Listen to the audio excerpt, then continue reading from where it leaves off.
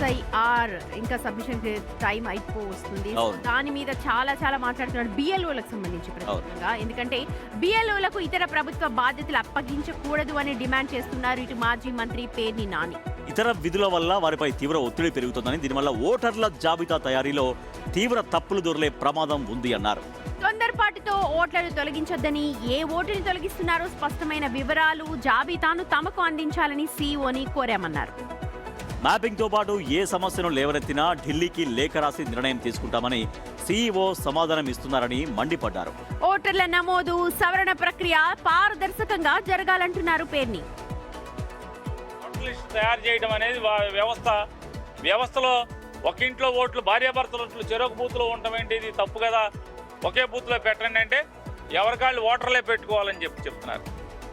సవరణ పెట్టుకోవాలండి ఓటర్లు.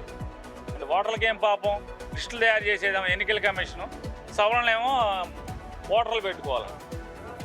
అలాగే ఒక బజార్లో ఒకే వీధిలో ఉన్నటువంటి ఓట్లు మరి ఒకే బూత్లో ఉండాల్సింది పోయి రకరకాలుగా ఉంటాం. ఒకే పక్క బజార్లో వాళ్ళ ఓట్లన్నీ కూడా మళ్ళీ వేరే బూత్లో ఉంటాయి. ఇట్లా రకరకాలుగా ఉన్నాయి. అన్నీ సరి చేయమన్నాం, మేము సరి చేయలేమని చెప్పారు.